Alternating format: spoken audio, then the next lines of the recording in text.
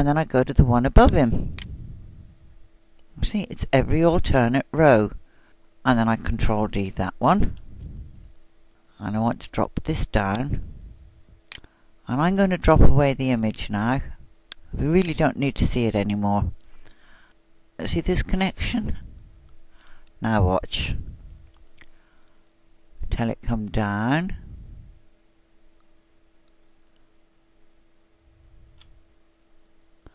And that dotted connection that you saw that was there has now gone. So now we go to the one above it again.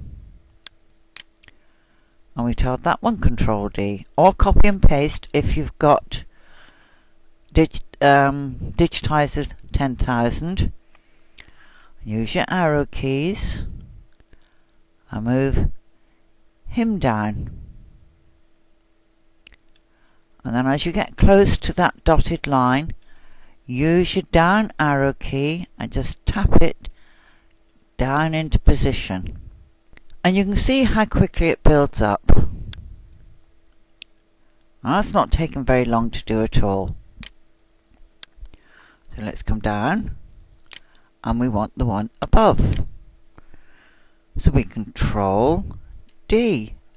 If you don't like using your keyboard, and I don't really like using my keyboard, you can also find it in the Edit drop-down menu. Duplicate. That's what you're making. I prefer duplicate to copy and paste. And in MBX, I don't offset mine. I didn't intend for that to happen. Where's he gone? There he is. So I move him down. And watch that dotted line disappear in a second. And that dotted line is gone again. And we're at the halfway mark. We've done 10 centimeters worth. Doesn't sound a lot, but no, we haven't. We've done 9 centimeters worth. Okay, so I click off that and go to the one above. Control D, and you'll see there's the dotty line. And I bring him down. Each time you bring it down 20 millimeters. And I get that exactly where I want it. There it is.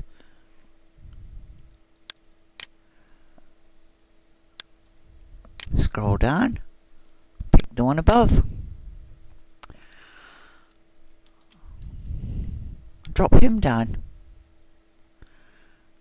Now, it's not as fast as using the auto stipple. It's not as slow as digitizing each little circle and then going in to make all these up.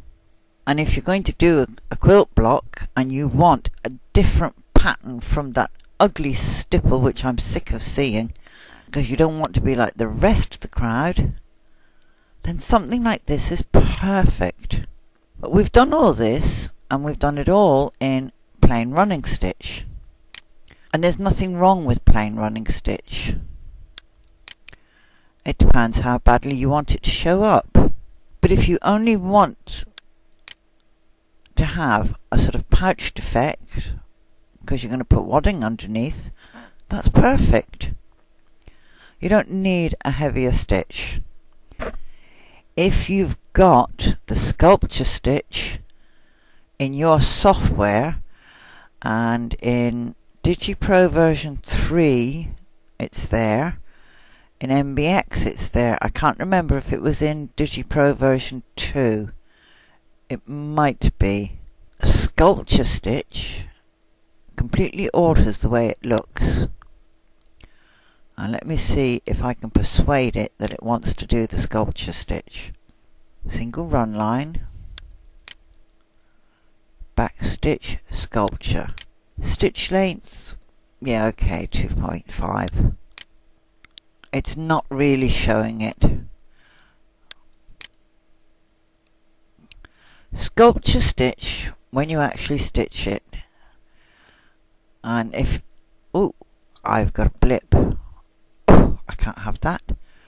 That is a no-no.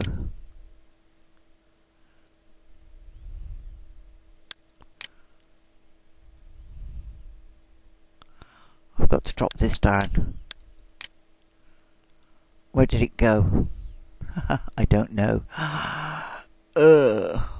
Sometimes it doesn't pay to look at it too highly magnified.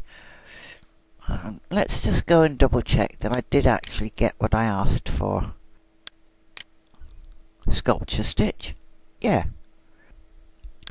But when you stitch it, and I'll see if I can show you, you get an effect of hand pricking. So you get a stitch, then I forgot to change the thread color. Okay. Color, thank you. And you get what looks like a small gap. And you get another stitch. And then you get what looks like another small gap. This isn't going to let me show it to you that way. Now I don't remember, because it's a long time since I used a sculpture stitch on my MC10000 machine, because I've got it on there. You use the invisible thread, I think, on the top, and your whatever colour thread you want your stitches to show in the bobbin. And the program actually tells the machine what its top thread tension will be and what its bobbin thread tension will be. And it actually yanks the bobbin thread up to the top, so you get the gappy look. And you have a little bit of coloured bobbin thread at the top, like so. Okay, I'm going to change my colour and we'll make it as close as possible to what the screen is. And then on the top you have that. This thread sort of disappears, but it doesn't really, but I'm not quite certain what happens. And it looks a wee bit like this. Maybe I'll just change that thread colour. So you get a sort of sashiko effect. Oh, you didn't hear me say that word. I'm not trying to encourage anybody to cheat. But your top thread tension is very tight. But don't let that worry you. It does work. And you do get this lovely quilted effect. So, and it looks like hand stitching. And sashiko stitch, if you look in the photograph albums at Carol's album, you'll see she uses it. She has a stitch, a gap, a stitch, but she's got the proper sashiko machine, and there really is a gap between each stitch. This kind of suggests it, because you've got the invisible thread on the top. So give it a whirl, even if you only do a single line of it. Don't interfere with any of your tensions on your machine. The program tells the machine what your tensions will be, and then just try stitching it and see if you like the effect or not. You'll have to look it up in your manuals to see which thread goes on the top and which goes underneath, because I can't remember offhand. Okay, that's it for circles in circles, or diamonds in circles, or daisy leaves. I like this pattern. I think it's a lovely pattern, and it's a great basis for all kinds of,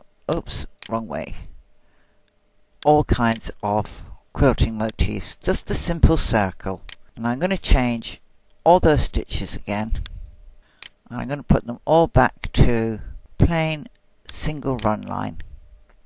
Okay, and there's the design. Now I hope you find this little set of videos useful, helpful, and that you do make use of them, and you make use of the Myers ornaments pages from the site Wikimedia. The link is in that webcast link sheet that I uploaded. Start re-examining them and seeing how you can use them.